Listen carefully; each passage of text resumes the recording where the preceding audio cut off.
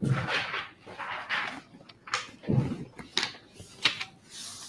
evening, ladies and gentlemen. Today, Alteus is extremely privileged and elated this evening to welcome you all in the Wave with the Expert series of Alteus on a very interesting topic: fibral seizures in children. Alteus is one of the fastest growing pharmaceutical organizations of India who has marked its presence in neural health and delivering solutions for each and every Indian. Alteus has also pledged to increase the awareness and knowledge about neural health related disorders within India so that each and every Indian gets benefited. It's extremely important to gather knowledge about the fibral seizures in children and understand how to manage it.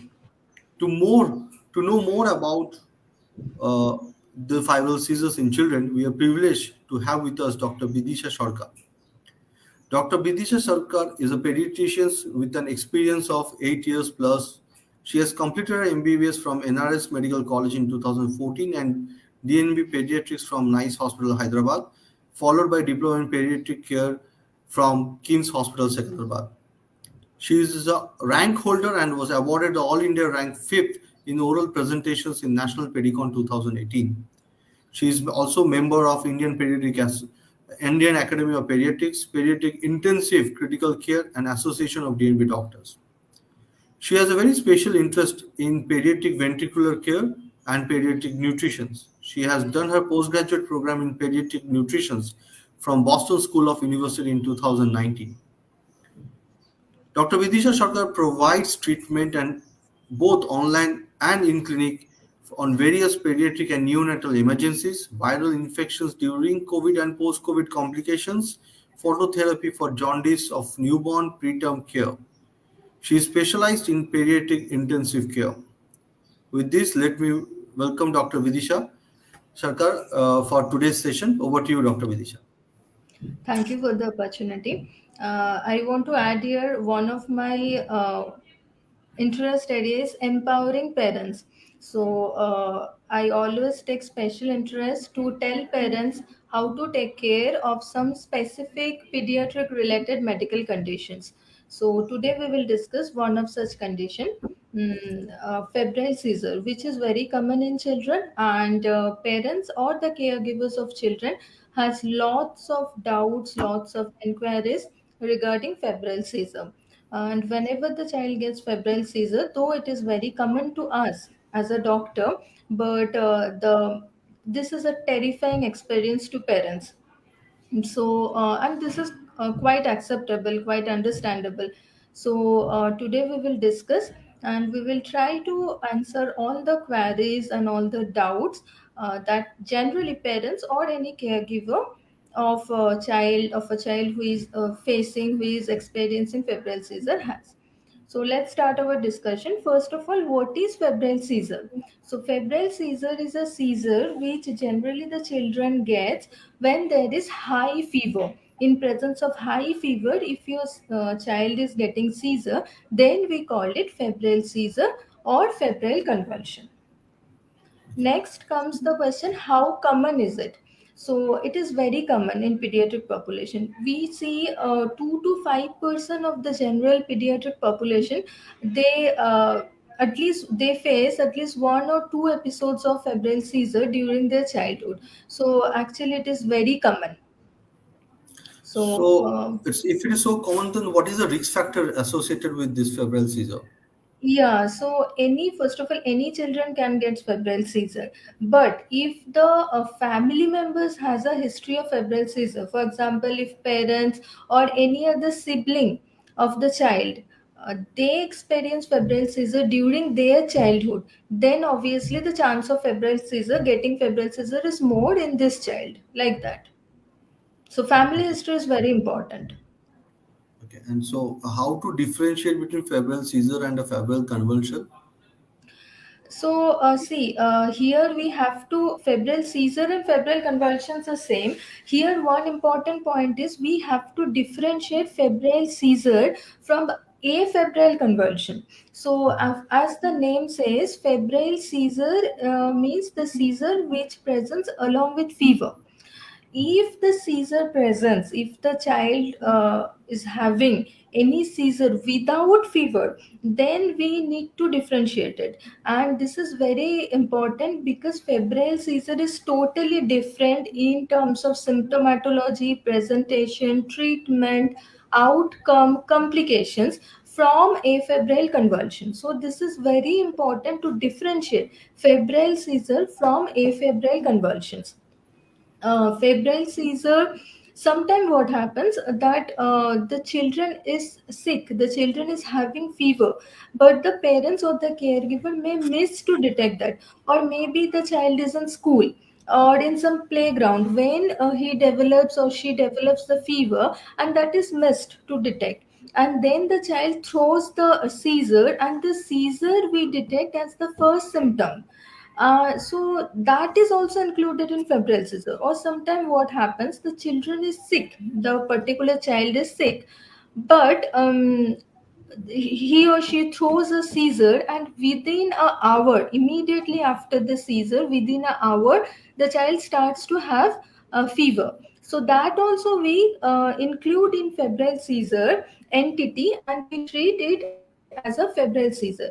But if the seizure is occurring and there is no fever before, during, or just immediate the seizure, then we have to include it or separately categorize it under afebrile convulsion. And the treatment of afebrile seizure or the complication of afebrile seizure is totally different from the febrile seizure. So this differentiation is very important. This is very easy to differentiate whether there is a fever or not, whether the child is sick or not, and then the child is getting seizure. So that is very easy to differentiate, but it is very important to differentiate. Yes. So, ma'am, one thing is of course comes the fever. So, what other Hmm. sign and symptoms should a parents look for a febrile seizure? Yeah, so generally febrile seizure, what happens? It in most of the situation, we see the parent says that the child just becomes unresponsive. They are not responding. That is the most commonest symptom of the febrile seizure. The child is not responding. Child becomes unresponsive for a few seconds to few minutes.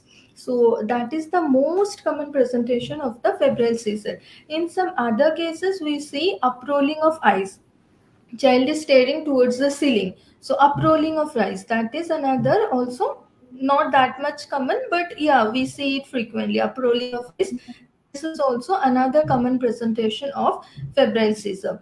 Other common presentation is like the all the limbs, that is both the hands and both the legs, these are moving and these are becoming stiff, so we call it tonic clonic movement. So that is also a common. So mainly unresponsiveness is common, and followed by this uprolling of eyes and a generalized tonic clonic movement of all the four limbs, whole body. These are the three most common presentation of febrile seizure. So that seizure along with fever. In some cases, we see frothing from the corner of the mouth, and sometimes we see that is they passes urine or stool while having seizure unknowingly. So these are less common presentation. And here I want to mention one thing, that tongue bite is extremely uncommon in febrile seizure in children. So as we see in the movie that if the any person is getting seizure, sometimes some person are trying to put some keys or something inside the mouth to prevent the tongue bite in between the teeth. Please don't do that. That is absolutely not necessary, and tongue bite is extremely rare in children during febrile season. So no need to do that. Okay. So these are the general symptoms or presentation of febrile season. What is the age from which you can expect a prevalence of manifestation of febrile seizure? Yeah, so generally we see febrile seizure in between the 6 months to 6 years of age.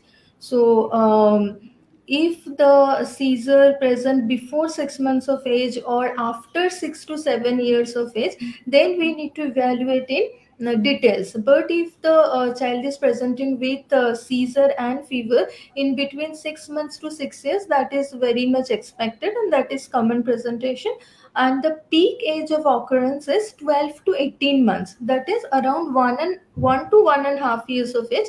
This is the time where the peak age of occurrence of febrile seizure we can find.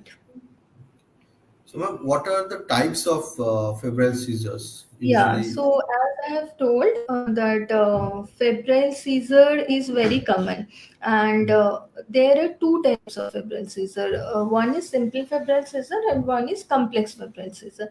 So, simple febrile seizure means your child is getting seizure with fever, and it lasts for less than 15 minutes. In most of the cases, it lasts only for few seconds to few minutes, but it should be less than 15 minutes, and there is only one episode of seizure within the 24 hours. There is no abnormality in neurological status. That means after the seizure the child becomes normal. There is no forgetfulness, no loss of memory, or no weakness of the limbs, nothing. Neurologically the child becomes absolutely normal after the seizure is over. So that we categorize. And also another point, that it involves the whole body symmetrically. So as I have told earlier, if the all the four limbs are moving at a time, or there is just uprolling of eyes, or there is uprolling of both eyes, and there is just unresponsiveness for a few seconds to few minutes, then we call it as a simple febrile seizure. But if your child throws a seizure along with fever, which is lasting for more than 15 minutes, or if there is multiple episodes of seizure, more than one episode of seizure within 24 hours time period, or the seizure is confined to a particular part of the body. For example, only right hand is shaking or only left leg is shaking, the other part of the body is normal, then we classify it as a complex febrile seizure. So simple febrile seizure is generally harmless. They don't face the child don't face any complication on long term basis. But if the child gets complex febrile seizure, then we need to evaluate little bit elaborately. We need to evaluate. Okay. So, when you speak of the episode, so what the parent should do when the first episodes happen? Yeah, so as I told earlier, the it is very terrifying for the common people when the small child is throwing seizure or suddenly become unresponsiveness. So I would suggest don't panic. I understand it's difficult for parents to not to panic, but please don't panic. Generally, febrile seizure, most of the febrile seizure is simple, and simple febrile seizure lasts for few seconds to few minutes, and it subsides on its own. Even if you don't intervene, don't treat, also it will subside in most of the cases, 99% of cases, on its own. So don't panic. What you can do, you can make the surrounding environment of the child safe for the child. So if there is any sharp object surrounding the child, you can remove that. If the child is in, in on stairs or something, you can bring him on a flat surface, and you make the child to lie down on his or her side, any side, right side or left side, on his or her side, and both the head and the body be on the same side, maybe on left side or right side. So that is one thing. And if already there is something inside the mouth, for example, the child is eating something or something, then you should try to remove that. But don't try to put any key or anything in between the teeth. If already something is there, you try to remove it. Otherwise, just keep the child on his or her side, and keep the environment safe, that the child should not get injured. And if there is very tight fitting clothes, for example, the very tight collar or something, you try to loosen the clothes. And also don't flex the neck too much. That means you should not keep the child's neck in this position, too much flex or too much extended. Normal position, that position you should maintain, that's all. So these are the things. When your first time your child is having, see, if your child is having seizure, febrile seizure for the first time, obviously you don't have any medicine at your home. So these are the few things you should do at your home, and then you go to the nearby emergency, the center, emergency hospital or emergency unit which is nearby of your home. Here also I want to specifically mention one thing. Maybe your pediatrician, your regular pediatrician is at little bit distance, so don't rush to there. Emergency medical treatment is the time, is the need of time for that particular point when your child is throwing seizure. So whichever emergency hospital or emergency center is near you, you should go there. Later you can go to your regular doctor, regular pediatrician, but you rush to the nearby emergency center. Yeah. So, ma'am, this arises another question. Now, for example, first time it's fine, but when after you they will take. But when your child is already having a tendency of febrile seizures, you may not be always with your Yeah. child. There may be time. So, what are the things or things you should a parent should keep in mind Yeah, while? this is a very good question, and we should educate the parents or any caregiver of the child regarding this point. So, first of all, when you know that your child, suppose your child has thrown one seizure along with fever, and it was, you have discussed with your doctor, and it was classified, it was diagnosed as febrile seizure. So, yes, up to 6 or 7 years of age, there is chance of recurrent febrile seizure. So, what should you do? First of all, don't panic. Again, don't panic. Your child can do any normal activity. Okay, your child can go to school, your child can play, everything. And but you need to inform the school that your child is having febrile seizure and there is chance of recurrence of febrile seizure. You just need to inform that to a school, so that if he throws the seizure, if or if he shows some abnormal movement, then the teacher or the para teacher staff, they can pick up it and they can reach to a medical help.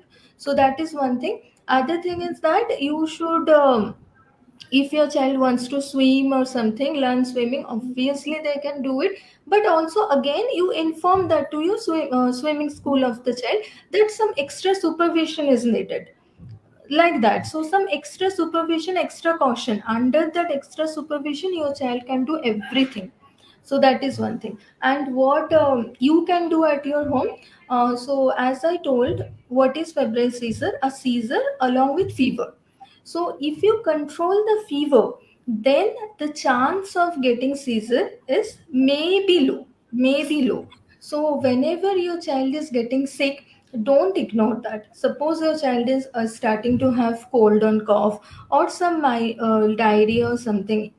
In other case, we might think, okay, we will wait. If it doesn't subside, then we'll go to doctor. But please don't do that. If your child is already having already experienced a episode of febrile seizure, because this simple cold and cough or simple diarrhea or vomiting can lead to fever, and that can lead to seizure.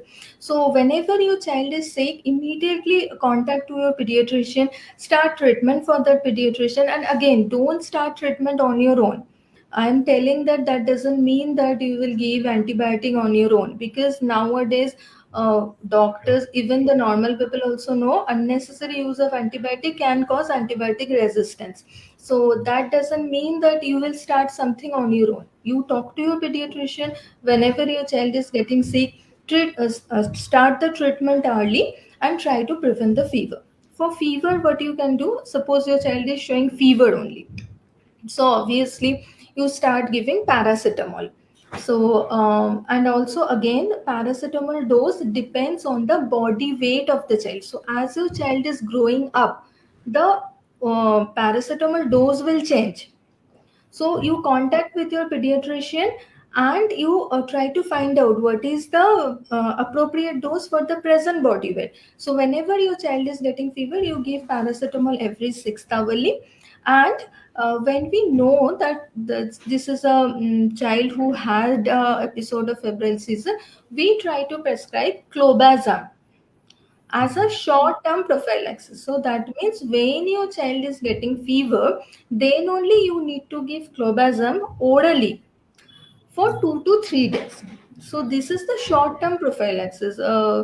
You need not to give any anti-seizure medication long-term. Whenever your child is getting fever, you should give paracetamol and clobazam for 2 to 3 days under the supervision of some pediatrician. That is one thing. And another thing I want to mention here, that see, febrile seizure maybe your, see, once your child is having a febrile seizure episode, it's not compulsory that next time when your child will have fever, then that time he will compulsorily have seizure. No, that is Yeah. not compulsory. Maybe your child will have many episodes of fever, but no, not associated with seizure. So but the chance of having seizure along with fever increases if there is rapid rise of fever and high fever. So the rate of rise of temperature is important. So for symptomatically, you can give tepid sponging along with paracetamol or any other medication that your pediatrician has advised, and clobazam. You can give lukewarm sponging of the whole body of the baby to control the rapid rise of temperature. And so these three things: one is paracetamol, next is clobazam, and third is tepid sponging of the whole body, and plus minus if any other medication. For example, if your child is having diarrhea or a cough and cold, so your pediatrician might include that particular treatment. But for febrile season, these three things are necessary. And one more thing is that you keep midazolam nasal spray at your home in fridge. So having said all these things, how to what are the precautions to take when you know that your child is having a tendency of febrile seizure, even after starting the treatment, treating the fever aggressively, there is no 100% guarantee that your child will not have a seizure. If your child has a genetic tendency of having febrile seizure, then he or she will have a seizure. We are just trying to prevent it, and there is no harm in trying, right? So we should try, but there is no guarantee. So for emergency purpose, you keep midazolam nasal spray at your home in fridge. So if after taking all these precautions, treating fever, treating the associated sickness, still your child is throwing seizure, you should use midazolam nasal spray and take the child to the nearby emergency center. Okay. So, ma'am, is that the once you said need to go to emergency center, is there a need for an hospital administration? Uh, Admission means I want to say more of admission of the in the hospital. Yeah, so it is very important to visit to a hospital. Okay, so maybe in most of the cases, from our experience, we have seen febrile seizure last for only few seconds to few minutes. So even if you don't do anything, it will subside on its own in most of the cases. So don't ignore that. Don't think that okay, we will not go to hospital. Maybe you know that this is a febrile seizure, maybe your child had previous episodes of febrile seizure. Don't ignore that, because some preliminary evaluation, some preliminary examination of the neurological status or neurological examination is important. So rush to the nearby emergency doctor or emergency hospital, emergency unit, whichever is available. Just show once to your doctor. Next come the question whether admission is necessary or not. So here what your doctor or what your pediatrician will do, he will evaluate for the cause of fever. So if the cause of the fever is very apparent, for example, your child is having diarrhea, that causes fever and that causes seizure, or a flu, which causes fever and which causes seizure, then it's okay. Then your pediatrician will advise simple medicine. But for example, the cause of fever is not known, then your pediatrician might go for some investigations for to diagnose the cause of fever.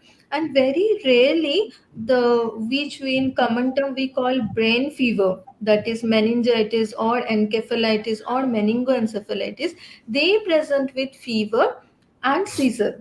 So if your child is having meningitis or encephalitis, then there will be some extra signs and symptoms. So your doctor will examine that, and if your pediatrician suspect that, then they might go for some extra investigations. So that's why it is very important to go to the nearby hospital once, meet a doctor. And as I said, if your doctor finds out that any extra signs of meningitis and encephalitis is there, or if your child present with complex febrile seizure, as I told earlier, if it lasts for more than 15 minutes, or it is confined to a particular part of the body, or there is multiple episodes of seizure within 24 hours, then your pediatrician might advise you to stay back, to get hospital admission, to get admitted into a hospital and do necessary investigation, and to stay under supervision. Great. Then, ma'am, what is the chance of recurrence of febrile seizure? Which type of children will have this probability high of having a recurrence? So we have seen many children who had only one episode of febrile seizure. After that, they experienced multiple episodes of sickness and fever, but they didn't have any seizure along with fever. And we have also seen some children who, with every episodes of fever, more or less they throw seizure. So yes, there are some risk factors. First of all, if the first episode of febrile seizure occurs less than 1 year of age, then there is 50% risk of recurrence of febrile seizure. If the first episode of febrile seizure occurs after 1 year of age, then there is risk of 25 to 30% risk of recurrence of febrile seizure. And if your child is already having second episode of febrile seizure, then there is 50% chance that your child will have at least another episode of febrile seizure.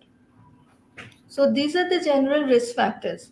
And also, if there is family history, siblings or parents is having febrile seizure, then also there is risk that this child will have recurrent episode of febrile seizure.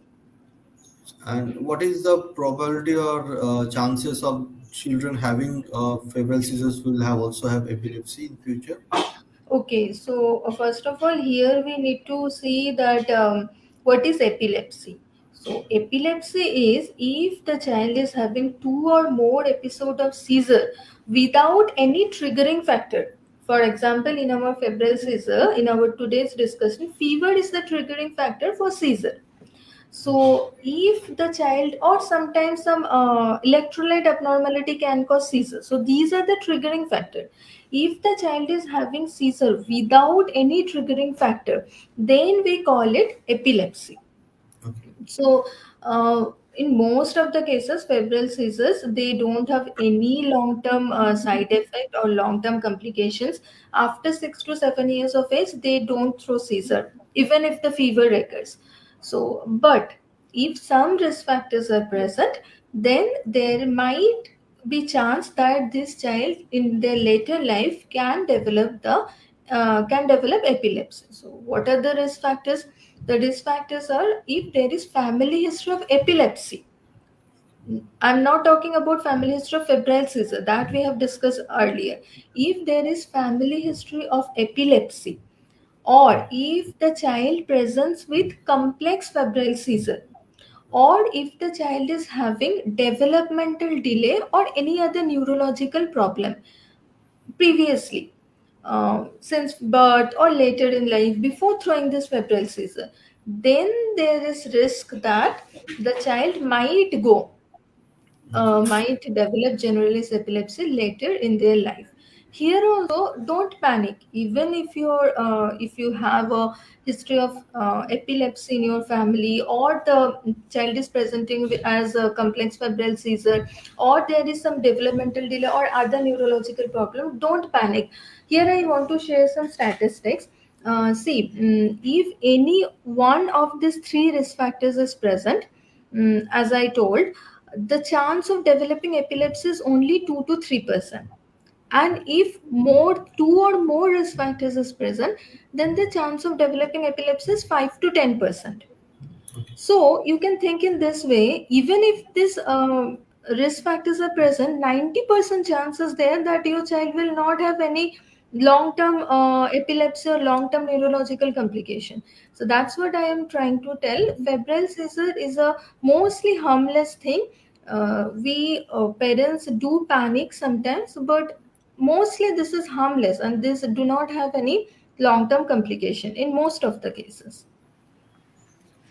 Okay. Do means the febrile seizure happens after 7 years of age, or if it happens, then what? How do you classify it? Yes, if the febrile seizure occurs after to 6 to 7 years of age, then that means it is not simple febrile seizure. That means it's complex febrile seizure. Then we need to evaluate further. And any adverse effects it does on the brain? Febrile seizure is mostly harmless. There is, even if your child is having 1 or 2 episodes or 3 4 episodes of febrile seizure, we have found that it doesn't affect the development. It doesn't affect the learning skill. It doesn't affect the school performance. Nothing. Most of the cases, it doesn't affect the brain. Yes. And here I want to mention one thing. If simple fibrosis, then as I told multiple times that it is harmless and we don't need to do any investigation for the seizure itself. If the cause of fever is not apparent, then we might do some investigation for the fever, why the fever has come. But for as per se seizure, we don't need to do any investigations. But if the child is presents as complex febrile seizure, that is, if the seizure lasts for more than 15 minutes, or if it is confined to only one part of the body, or multiple episodes of seizure within a day, then we might need to do CT scan and EEG. Mainly we prefer to do MRI, not CT, but mainly we prefer to do MRI. It is a little bit costly and time consuming for CT, but if the parents they can afford it, mainly it's better to go for MRI and EEG. So if MRI, I'm talking all this thing regarding complex febrile seizure. So we can do MRI and EEG. If these are normal, again there is no chance that your child's brain will be getting affected. And in simple febrile seizure, we don't do all these things also. There is no chance of brain getting damaged. So, ma'am, lastly, I would request you, what are the top five things a parent should remember when if their child have a febrile seizure? So, Yeah, the so things they first should of have. all, don't panic. That is the one thing. Second thing is that if you know that your child is having febrile seizure, you treat whenever your child is getting sick. You treat that. Don't ignore that. Start treatment very early under supervision of some pediatrician. And even after that, your child throws seizure. Again, don't panic. Just keep the child in lateral position, make his or her surrounding environment safe, and give midazolam nasal spray. So here I want to discuss one thing extra, that is how to give midazolam nasal spray, because we have seen that even after having midazolam nasal spray in home, in fridge, some parents can't use it properly, which is a this medicine is very important if your child throws seizure. So first of all, you keep it in a fridge. When you will use it, first you shake the bottle.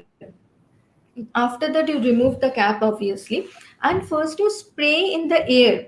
So if you use a midazolam nasal spray for the first time, or you are using after a long gap, then when you will spray in the air, you will see the smooth mist is not coming.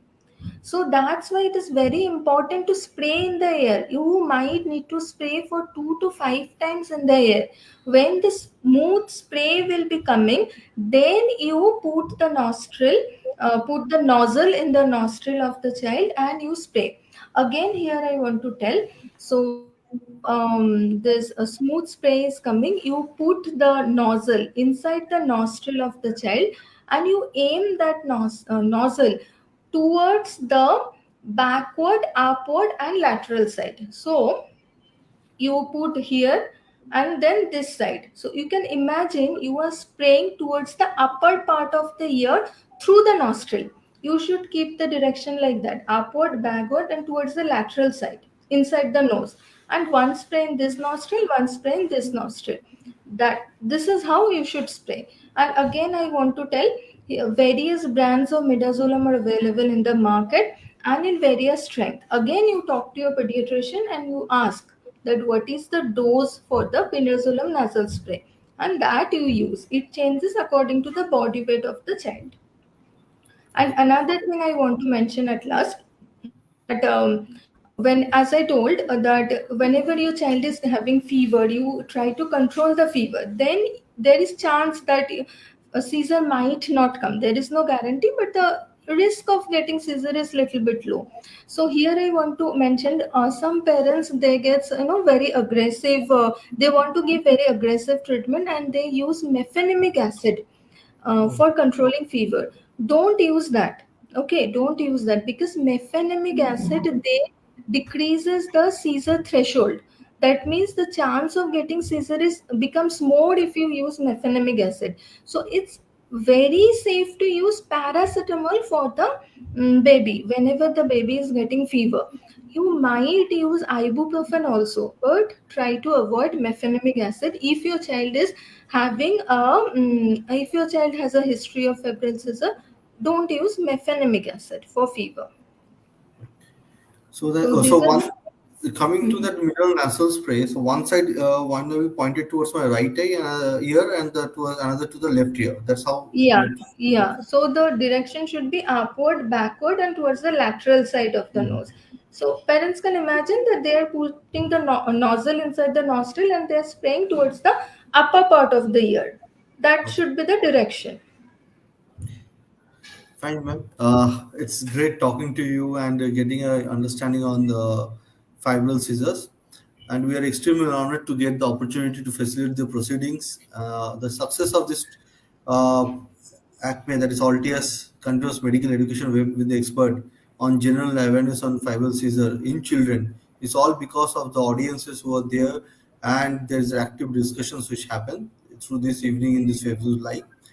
It was really motivating for Altius, and we promise to organize such type of Altius continuous medical education web with expert series in the future also.